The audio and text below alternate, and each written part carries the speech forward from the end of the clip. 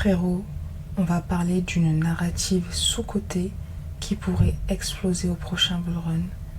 Preuve à l'appui, je vais également te révéler une astuce secrète redoutable pour anticiper la hausse d'une crypto et se positionner sur des potentiels bracos.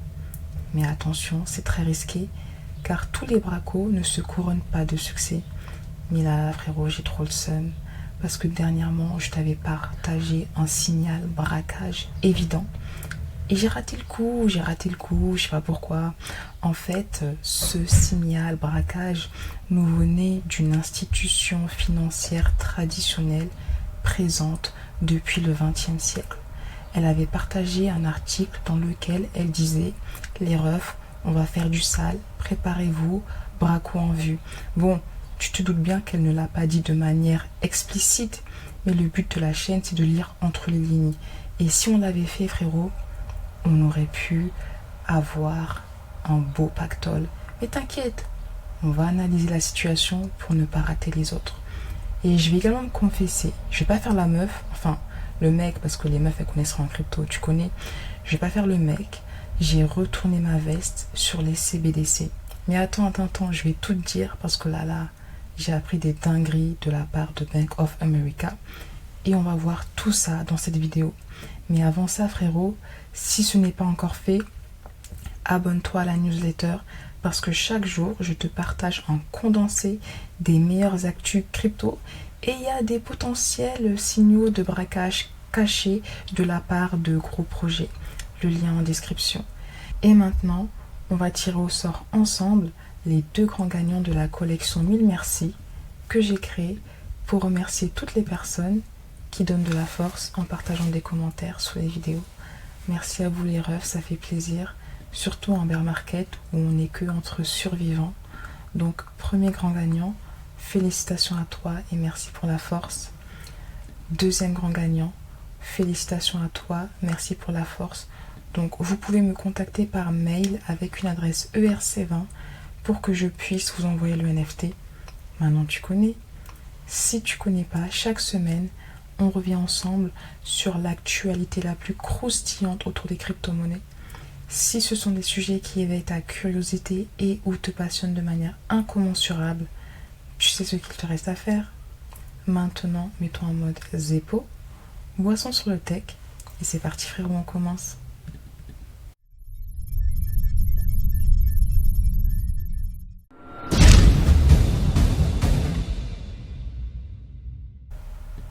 OpenSea a récemment dévoilé une nouvelle fonctionnalité, c'est une tuerie. Tu vas maintenant pouvoir faire du troc de NFT de manière sécurisée sur leur plateforme. Donc ça veut dire que si tu as un NFT que tu ne souhaites pas vendre, mais que tu souhaites échanger contre un autre NFT, tu pourras le faire sur OpenSea. Alors je pense que c'est une fonctionnalité qui s'avérera très pertinente, surtout quand l'usage des NFT sera démocratisé. Donc fonctionnalité à suivre de très près. Maintenant, je voulais te parler d'une blockchain dangereuse en termes de potentiel. Là, elles sont en train de lancer un projet NFT expérimental. Et on a vu comment le projet NFT expérimental sur Bitcoin a fait des dingueries. Donc je pense que ça pourrait être très pertinent de suivre Libertas Omnibus introduit par ZK Sync. Et ce qui est bien, c'est que si tu souhaites creuser des projets qui se basent sur cette narrative pour dénicher des potentiels pépites, là, sur ce compte, tu peux avoir une liste de projets NFT qui sont live sur ZK Sync. Encore une fois, on a vu la hausse fulgurante des NFT sur Bitcoin. Je dis pas que c'est ce qui va se passer sur ZK Sync, mais si c'est quelque chose qui t'intéresse, ça peut valoir le coup de creuser.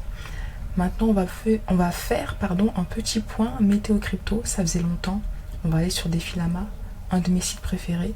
Donc, ce que j'aime bien faire pour commencer, c'est regarder l'évolution des blockchains Rollup, donc les solutions de mise à l'échelle d'Ethereum. On va commencer avec le basique, le top 3, Arbitrum, Optimism, ZKEVM. Et on voit qu'Optimism, sur un mois, elle a vu une hausse de sa TVL de presque 20%. Je pense que c'est relié à l'euphorie et au lancement du projet WorldCoin, mais ça, je le garde pour une prochaine vidéo. L'autre élément qui est assez intéressant, c'est Polygon ZKEVM qui a connu une hausse de TVL de 23% sur un mois. Polygon, c'est une blockchain à suivre de très près. Ce que j'aime bien aussi, c'est voir le changement, voir les plus gros changements sur un mois. Et dans le top 3, en termes de plus grosse hausse de TVL, on a Polygon, ZKEVM et SX Network. Alors je t'avoue, je les connais pas, ils ont un seul protocole. Bon, j'ai pas forcément envie de creuser, mais tu vois, c'est bien de voir les blockchains qui attirent le plus de TVL parce que ça vaut potentiellement le coup de les creuser et de voir ce qui s'y passe. Sur 7 jours, c'est Polygon, ZK-Sync, Rolux, ok, je connaissais pas. Et tu peux aussi découvrir des nouvelles blockchains, à toi de voir celles que tu veux creuser ou pas. Je voulais aussi te partager quelques nouvelles fonctionnalités introduites par Defilama. La première, c'est les échanges de protocoles. Donc sur cette page, tu peux voir le montant des dépenses annuelles des protocoles. Ça peut être intéressant, comme ça, si tu vois qu'il y a un protocole qui dépense annuellement 2 milliards, par exemple, tu peux dire, mais attendez les refs, vous utilisez l'argent pour développer le projet ou pour financer vos villas aux Bahamas, tu vois ce que je veux dire? En tout cas, j'aime bien le fait que ces informations soient de plus en plus transparentes et accessibles de manière extrêmement simple. L'autre fonctionnalité très intéressante et pertinente, c'est le déblocage de tokens. Parce que tu sais que quand un projet lance sa crypto, il y a certains tokens qui sont bloqués pour les investisseurs qui ont pu les avoir à un tarif préférentiel ou pour les fondateurs du projet, pour l'équipe. Et si on prend Optimism par exemple, on peut voir que le 30 juillet 2023, il y aura plus de 25 millions de dollars de token OP qui sera débloqué à la team. Est-ce que celle-ci va vendre? Est-ce que ça va faire dumper le cours de l'OP? Affaire à suivre. Mais je te conseille de suivre ce tableau, surtout de suivre les projets dans lesquels tu es personnellement investi. L'autre fonctionnalité pertinente récemment introduite par Defilama, c'est le classement de NFT. Et ça montre qu'il y a un engouement croissant autour des NFT, même si le marché est calme. Je pense que si tu aimes les NFT, c'est vraiment un dashboard que tu devrais suivre régulièrement pour voir l'évolution de l'écosystème et quelles sont les collections qui surperforment.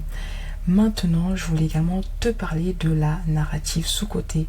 Et pour le faire, on va aller dans la catégorie dans la partie catégorie pardon, et là on peut voir l'évolution de la TVL des différentes narratives crypto, liquid staking, lending, pré-emprunt, et la catégorie qui est selon moi sous-cotée, je pense que tu t'en doutes, c'est la tokenisation des actifs réels. Et là si je me mets sur RWA, pardon, regarde la dinguerie, là c'était calme.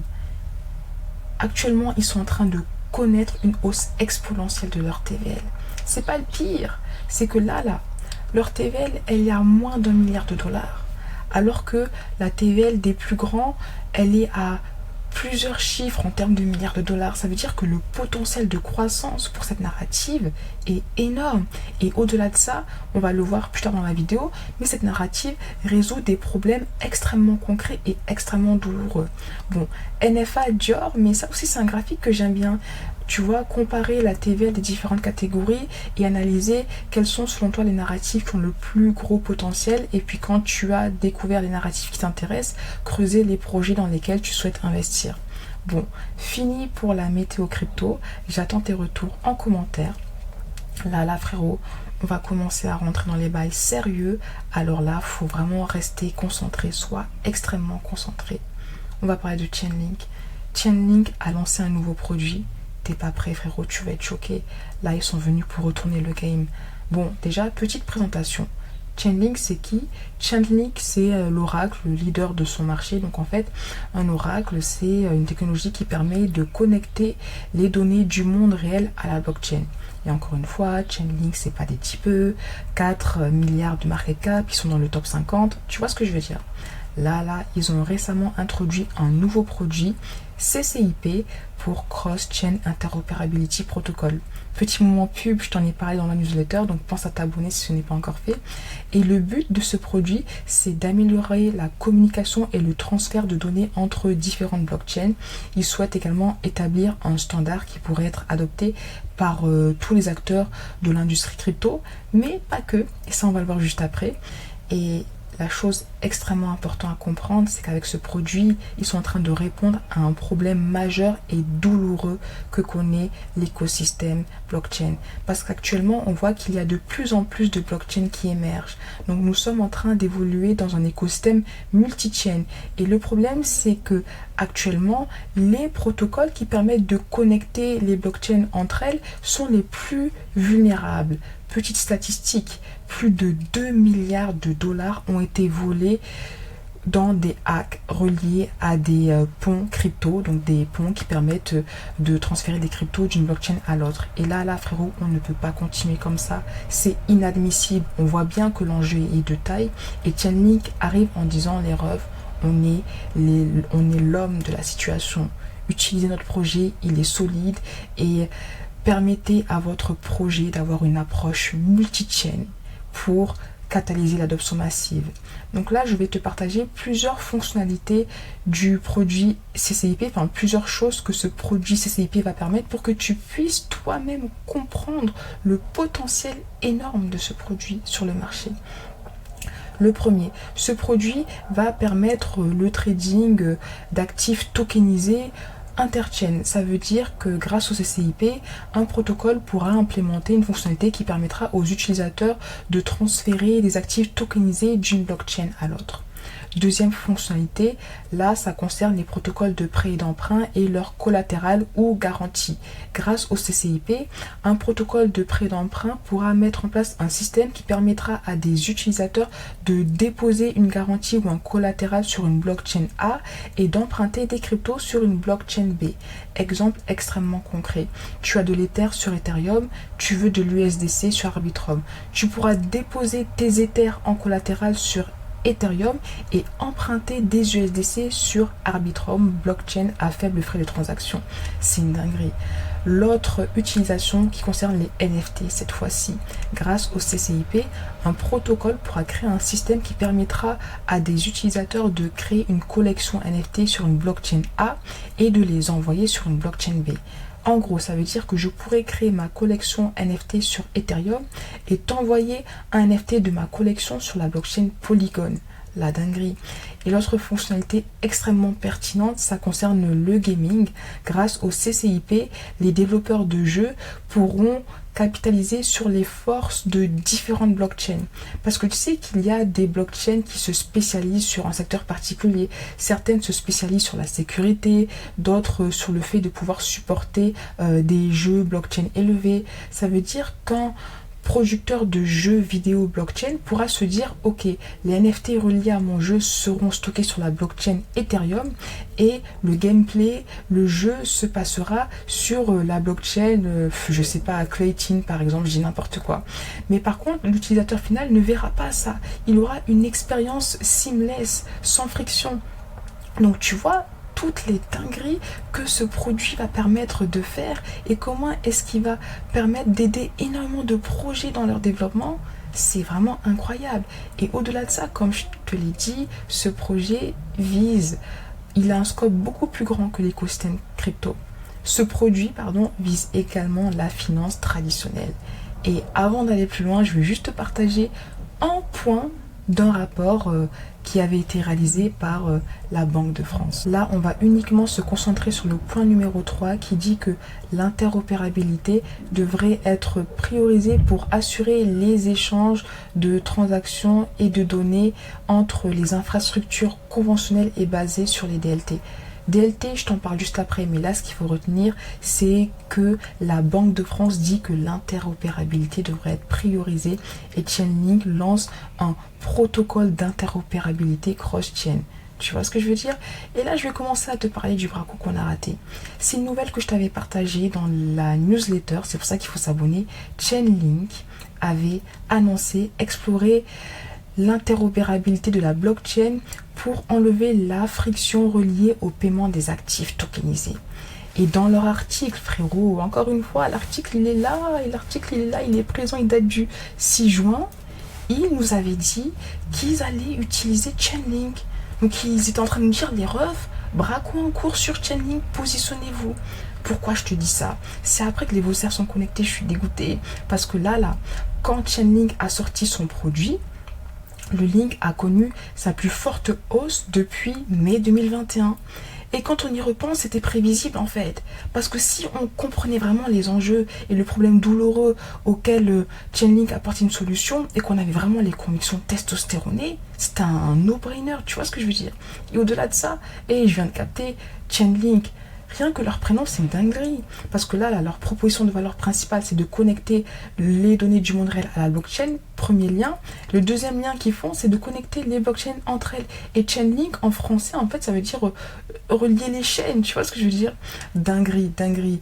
Et maintenant, si on reparle de Swift, les refs, encore une fois, c'est pas des typeux qui sont là à bicrave des signaux de trading. Non, non. Les refs, c'est des Belges qui sont là depuis le XXe siècle.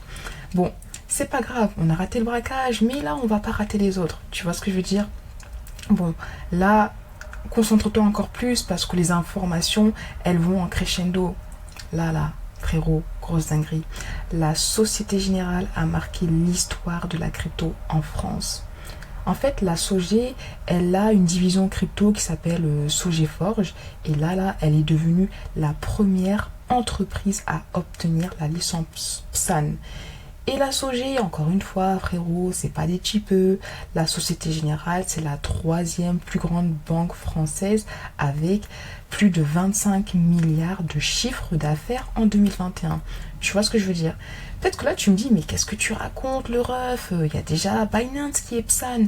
En fait, oui, il y a déjà des entités comme Binance qui ont obtenu l'enregistrement PSAN. Mais frérot, la SOG, elle est dans des bails de gros bracos. C'est pas l'enregistrement qu'elle a obtenu, c'est la licence. Donc là, c'est intéressant d'essayer de comprendre la différence entre les deux. Donc pour faire très très simple, l'enregistrement est nécessaire pour proposer des services de garde, de conservation, de trading crypto. Mais la licence, c'est le niveau le plus élevé de certification réglementaire et ça demande un niveau de conformité encore plus élevé. C'est beaucoup plus dur d'obtenir la licence que l'enregistrement. Donc en gros, la licence, c'est pour les gens qui sont venus pour tout. Tu connais, qui veulent faire des gros bracos, qui veulent vraiment faire du sale. Et le CEO, il a dit lui-même, il a dit qu'avec l'approbation de la licence PSAN, la Société Générale Forge confirme son rôle de pionnier dans l'écosystème crypto. Donc ils sont en train de dire, Binance, tout ça, c'est des typeux, c'est des typeux, là nous on arrive avec du lourd. Et au-delà de ça, le fait qu'ils aient obtenu cette licence, c'est quelque chose de très positif pour le développement de leur stablecoin. Récemment, on a vu qu'ils avaient développé un stablecoin, il y avait même des polémiques autour de ça parce qu'on a vu qu'il y avait des fonctionnalités assez sombres, mais il y a une nuance qui est très importante qu'on n'avait pas assez mis en avant, et que j'ai découvert aussi après, c'est que ce stablecoin n'est pas destiné aux investisseurs retail comme toi et moi, mais c'est un stablecoin institutionnel. Et là, c'est toute la différence parce que quand on comprend ça, on comprend qu'ils ont raison de faire ça parce que là, il y a un gros potentiel. Mais je t'en parle tout de suite en fait. Mais avant ça, il faut vraiment qu'on arrive à contextualiser toutes les informations qu'on reçoit. Mais avant de t'en parler, là frérot, on va faire un petit aller-retour en Russie parce que grosse nouvelle. Vladimir Poutine сказал да, я хочу цифровой рубль, а не послезавтра, не через неделю, не через месяц, не через год, я хочу это как можно быстро. Et là, frérot, on a appris que les SRU vont implémenter les CBDC. Il y a un pilote qui arrive le 1er août 2023. Я была в шоке вообще. Но ce qui m'a le plus impressionné dans cet article, on va pas rentrer dans le détail de leur CBDC, je t'invite à creuser, mais ce qui m'a le plus impressionné, c'est qu'il y a un survey, donc un sondage qui a relevé le fait qu'il y a 93% des banques centrales qui ont montré un intérêt à explorer les CBDC. C'est très important. Et je pense qu'il y a également 13% des banques centrales qui ont compris ce que 99% des investisseurs retail ignorent. Et là, frérot, on va voir ça ensemble. On va essayer de répondre à la question suivante. Pourquoi la quasi-totalité des banques centrales explorent le potentiel des CBDC ?